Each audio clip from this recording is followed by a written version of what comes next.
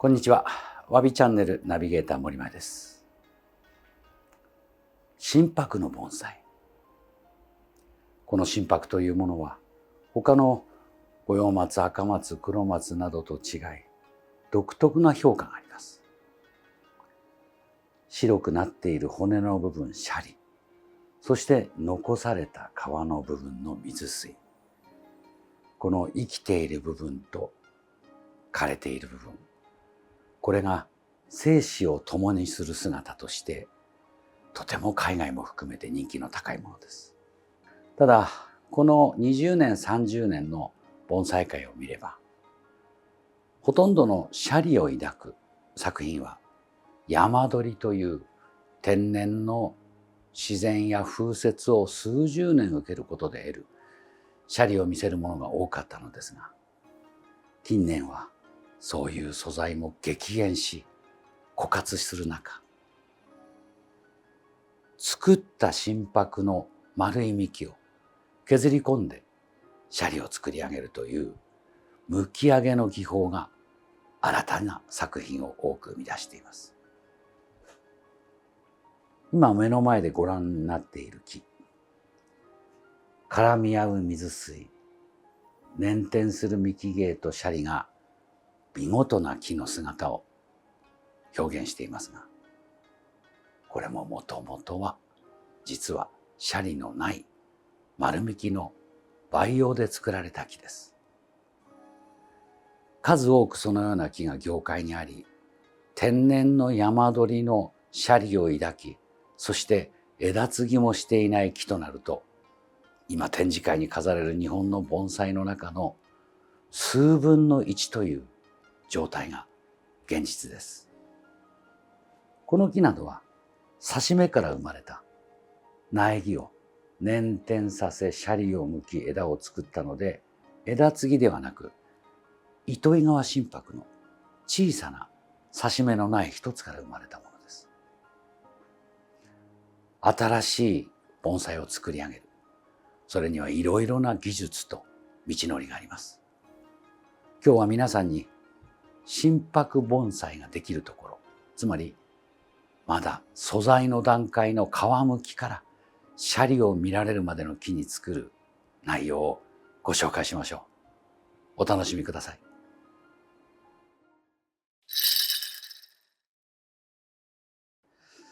もともと挿し目で作られたものでしょう。枯れている部分は捻転したものが取られて、残された2本の枝がなんとなく文人風の左官の体を見せています。もちろんまだどんな形になるか分かりません。それではこれから実技を担当する近藤君を交えて皆さんに説明しましょう。近藤君、お願いします。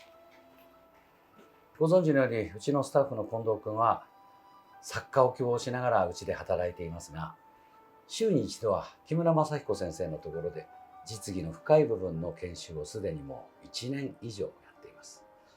さあ一つ、近藤君、この木に本来の自然感を与えたいと思います。はい。それには結局この2本の、丸幹ですね。そうですね。丸幹で立っているものに自然なシャリを与えたいと思います。はい。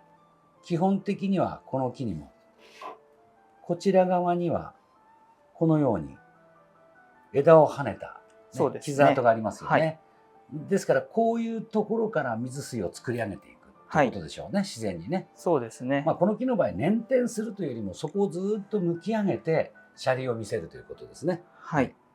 じゃあこちらの大きい方などはこういう昔の傷部分を上手に上下に下ろしながら、そうですね。それをくっつけていって流れを出してあげる感じになると思います。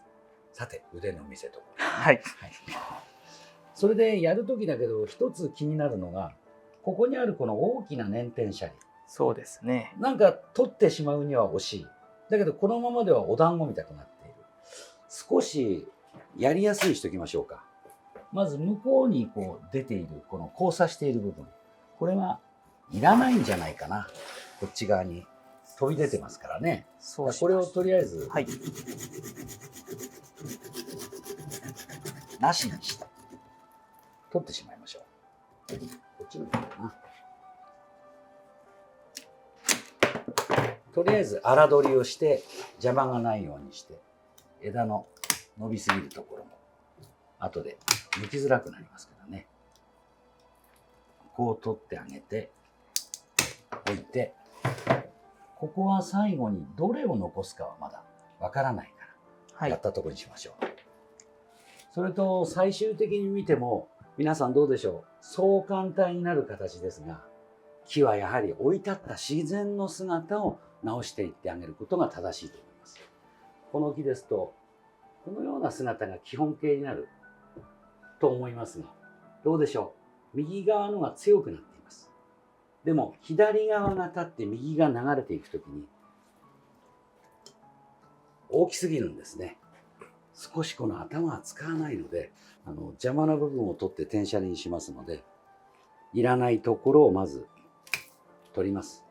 この時も先に行って転写理として作る部分を残しておくことが大切です。単に枝を短くしてしまうと造形が出ません。さて、この枝を切るべきか残すべきか、いらないかな、いるかなという難しいところがあります。とりあえずこれぐらいにしておいて、あとは全体の水水の剥き上げをやってみて、そこから考えていくことも大切かもしれません。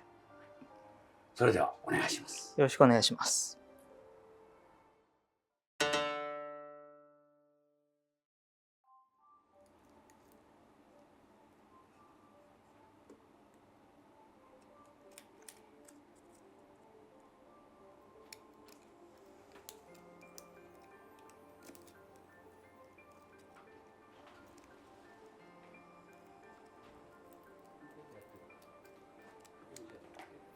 水水を剥き上げて作る。本来が風雪に耐えて生き抜いたこそできるその姿を、人間の手で作るところは難しいものがあります。木をよく見ればわずかに昔の傷やくぼみがあります。その幹の昔傷んだところをよく探して、そこから削り込む。これが一番良い舎利芸を作る基本になります。長い道中、つまり捻転をそれほどしていない木に水水を作るということは、その角度は緩やかに、そーっと揺れながら捻転して登る姿が大切です。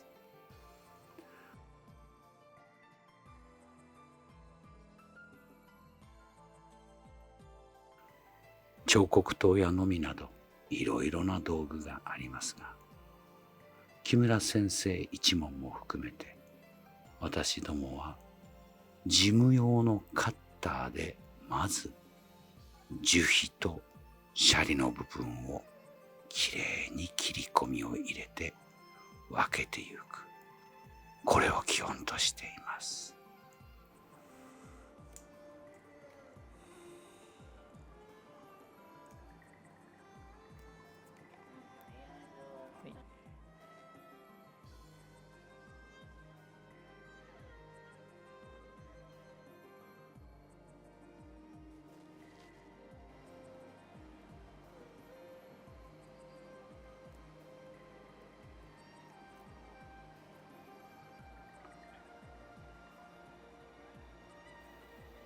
ある程度基本の水水の剥き込み削りが進めば、角度の難しいところ、上へ伸びる癖の強いところ、そのようなところは彫刻刀で水水に対してしっかりと舎利の部分が分かれるように深く切り込みを入れながら剥き上げていきます。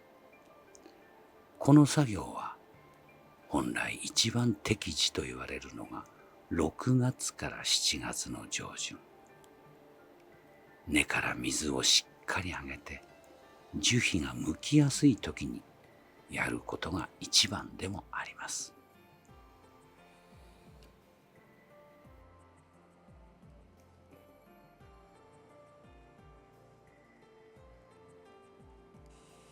先に紹介して強い部分の枝葉を落とした右側の流れの部分の点の部分、ここの部分を点陣とするために切り落としたところの皮むきをしておきます。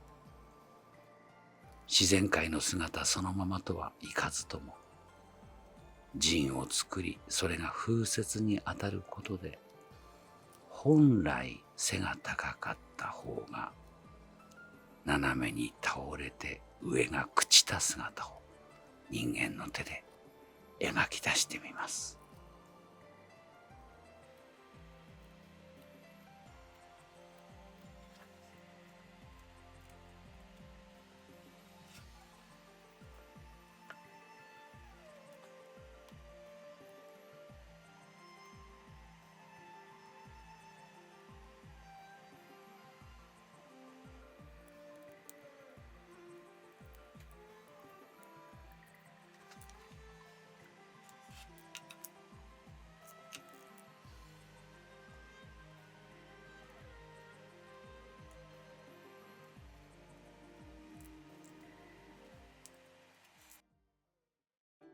ある程度の作業は終わりました。さてここからこの木がどのように変貌していくか楽しみです。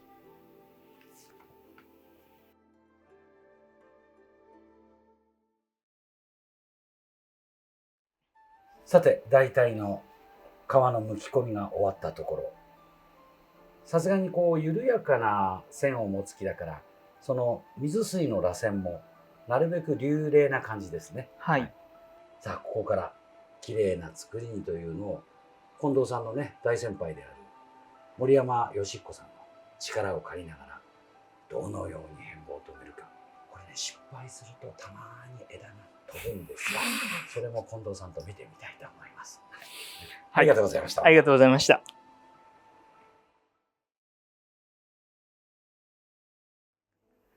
さあ皆さん、あれから数日をかけて仕上がった姿がこのようになりました。近藤君によるシャリ剥き、そしてここのコブのようなところだったのの彫り込みによる細さ、森山義彦さんによる針金製糸、いろいろなことをして最終的にこの鉢合わせ、盆栽らしくなりました。真柏の盆栽です。このようにシャリの姿が水水と絡み合うように見える。これも醍醐味ですから、ここからこの木は盆栽としての時間が本当に始まるようになります。どなたでもできるこの皮むき、やり方さえ覚えれば自分の力で展示会に飾れる盆栽が作れます。これも真柏盆栽の楽しみです。ぜひみんなで楽しんでください。森山さんどうもご苦労様でした。お疲れ様でした。いかがですか。このシャリむきはだいたい森山さんの指導で近藤君がやりましたが、はい、この今同じ高さになっているシャリと水水、はい、これが培養によって当然シャリの部分は太りません。はい、水水が膨らんでくりますけど、自然な感じになるのに何年ぐらいかかるんでしょうか。だいたい2年ぐらいあれば。そんなもんで膨らんで乗ってきますか。そうですね。お分かりになりますか皆さん。今シャリと水水は同じ高さにあるんですが、2年の肥培管理で水水が筋肉のように盛り上がってきます。それで初めて盆栽らしく、はい、ちょうどこの枝が乗ってくる頃ですかね。そうですね。でその頃になったらもう一回シャリをきれいにするんですか。きれいにしてまた木全体的にきれいにして、はい、こういうところももう一回削り直しが出てくるわけですか。そうですね。近藤君もどうぞ。本当に2人ともご苦労様でした。ありがとうございました。ありがとうございました。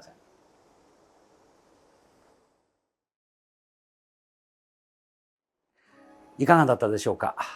真柏の丸みき、シャリのない木からシャリ管としての作り方の基本のまず剥き上げ、これを今回お伝えしました。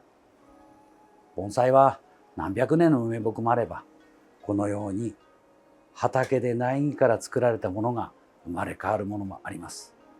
いろいろな盆栽が皆さんを楽しませてくれます。ご自分の手で生む楽しみ、こんなこともわびチャンネルをお伝えしたいと思います。手入れ、名品、水石、ぜひアーカイブでお楽しみください。本日もご視聴ありがとうございました。